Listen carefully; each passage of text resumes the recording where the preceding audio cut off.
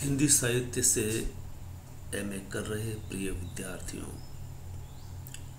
हम कहानी पढ़ते हुए इस श्रृंखला में लगभग पाठ्यक्रम की पूर्णता की ओर अग्रसर है।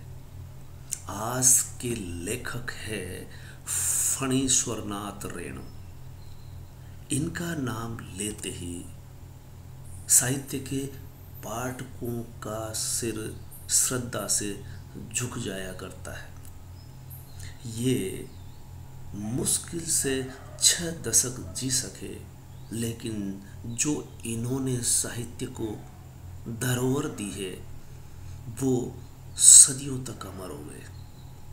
साहित्य की पुस्तकालयों में इनकी कहानियाँ और उपन्यास हमेशा हमेशा के लिए दर्ज हो गए और साहित्य के पाठकों की स्मृति में हमेशा रहने वाले।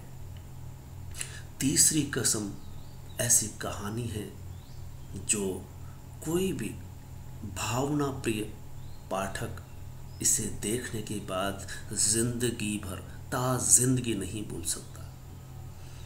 इस पर फिल्म देखें, उससे भी ज़्यादा असर इस कहानी का होता है। आपकी जिंदगी ठीक वैसे ही जैसे गर्दिशों में रही कमलेश्वर की, शिव प्रसाद सिंह की, भीष्म शाहनी, इनकी हमने गर्दिशों के दिन के बतौर जो कमलेश्वर ने सारिका पत्रिका में कॉलम निकाला था, उसके तहत आप देख सके, समझ सके कि कथाकार का जीवन क्या होता है, किस तरह से गुजरे हैं। ऐसे अपवाद स्वरूप हुए हैं जो अपने मुंह में जन्म से चांदी का चम्मच लेकर के पैदा हुए हो, ऐसे अपवाद स्वरूप होंगे। अन्यथा मुफलिसी में, गर्दिश में ही जिनके दिन गुजरे हों। इसी कड़ी में आज हम समझ सकेंगे फणीश्वरनाथ रेणु, जो कोटा विश्वविद्यालय से हिंदी साहित्य से एमए कर रहे हैं। उनके लिए यह लेखक 2 कारणों से महत्वपूर्ण हो जाता है कि कहानी जिसका नाम है तीसरी कसम आप पढ़ेंगे, साथ में 3 उपन्यास जब आप पढ़ेंगे तो उसमें आपको इनका उपन्यास भी, जिसका नाम है मैला आंचल, और मैला आंचल कोई मामूली उपन्यास नहीं है। ठीक वैसे ही जैसे प्रेमचंद का गोदान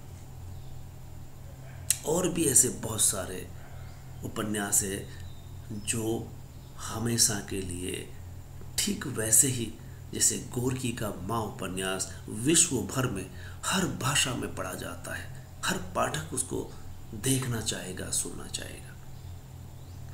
तो ऐसे कथाकार को जो कहानी और उपन्यास दोनों के रूप में पढ़ा जाना है, ऐसे कथाकार का जीवन परिचय लेना हमारे लिए बेहद जरूरी है। अगर हम इसे कुछ विस्तार भी दें तो आपके लिए फायदेजनक होने वाला है।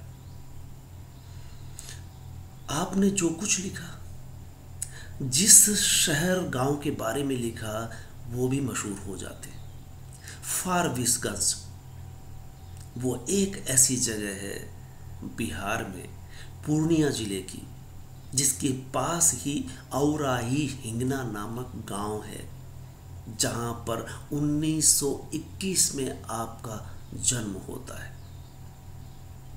और दूसरी विडंबना भी जुड़ी हुई है कि आप चर्चित हुए, प्रसिद्ध हुए, लेकिन महज 56 वर्ष की उम्र में दुनिया छोड़ करके साहित्य के पाठकों को एक तरह से आगे आने वाली महत्वपूर्ण रचनाओं से अनाथ कर गए। इस अर्थ में फणीश्वरनाथ रेणु जितना इन्होंने लिखा और जैसा इन्होंने जीवन जिया और जिस जहाँ पर रह कर के इन्होंने जीवन जिया है, जिस परिवार में जन्म लिया है, उसके बारे में हमें हमारा मन मस्तिष्क में हमें जिज्ञासा होनी चाहिए जानने की कि आपका जीवन किस तरह का रहा। मोटे मोटी तौर पर आप समझ सकते हैं कि आप स्वभाव से विद्रोही स्वभाव के रहे और इसी के कारण से जेपी आंदोलन से आप जुड़ जाते हैं। इससे साबित होता है कि आप स्वभाव से नहीं कर्म से भी विद्रोही थे और आपने जो मकाम हासिल किया है साहित्य में, आप पद्मश्री से नवाजे जाते हैं और सरकार की आर्थिक वृत्ति भी आपको मिलने लग जाती है। लेकिन स्वाभिमान इस कदर था आप में कि उस आर्थिक वृत्ति को महज 2 साल लेने के बाद स्वयं त्याग देते हैं। आपका लेखन 1944 से आरंभ होता है और पहला उपन्यास 1954 में लिखा जाता है, यानी पहला ही उपन्यास आपको वो मकाम हासिल करता है जिस तरह से चंद्रधर शर्मा गुलेरी की उसने कहा था कहानी से महज 3 कहानी लिख करके वो कहानीकार हमेशा हमेशा के लिए अमर हो गया। और वो भी एक कहानी जिसकी हमेशा तस्दीक की जाती है, उल्लेख किया जाता है जब भी कोई गोष्ठी होती है, जब भी चर्चा चलती है कहानी की उद्भव और विकास की, तो उसने कहा था कहानी जो 1915 में लिखी थी याद आ जाती है। नई कहानी के आप आंदोलनकर्ताओं में रहे और खास बात जो है कि आप जीवन के पार्श्व में रहने वाले ऐसे पात्रों को अपने कहानी के पात्र बनाते रहे।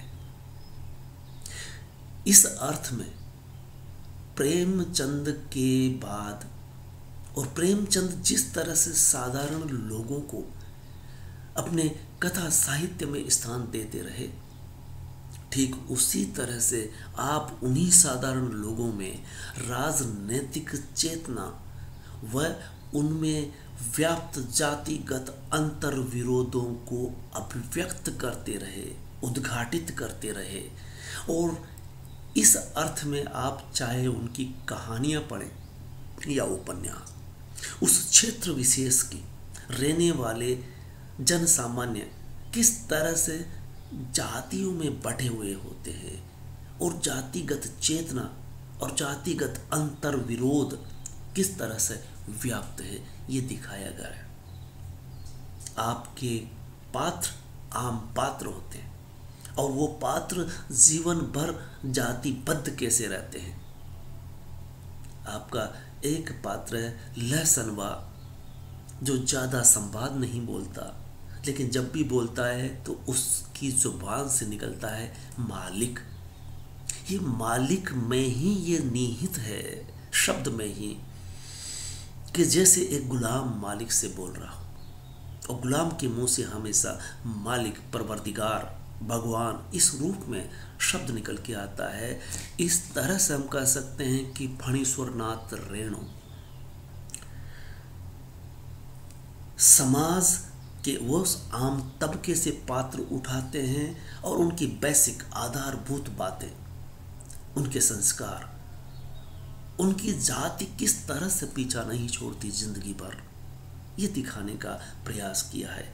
विश्वनाथ त्रिपाठी ने आपके बारे में लिखा है कि आपकी रचनाओं के पात्र क्षेत्रीय वातावरण से आबद्ध होते हैं और ये इससे भी पता चलता है कि जब आपकी कहानियों के पात्र उस क्षेत्र विशेष की भाषा में बात करते हुए कितने लुभावने लगते हैं, कितने मानवीय लगते हैं, कितने भोले लगते हैं, इस बात का अंदाज़ा तीसरी कसम जब आप पढ़ेंगे तो दंग रह जाते हैं उस पात्र को देख करके कि वह कितना भोला है, मनुष्यता उसमें किस तरह से कूट कूट करके भरी है। आगे देख सकते हैं कि आपकी इन रचनाओं में, इन पात्रों में समस्त कलुष में भी आशा की सुगंध बिखेरते हुए दिखाई देते। वो पात्र चाहे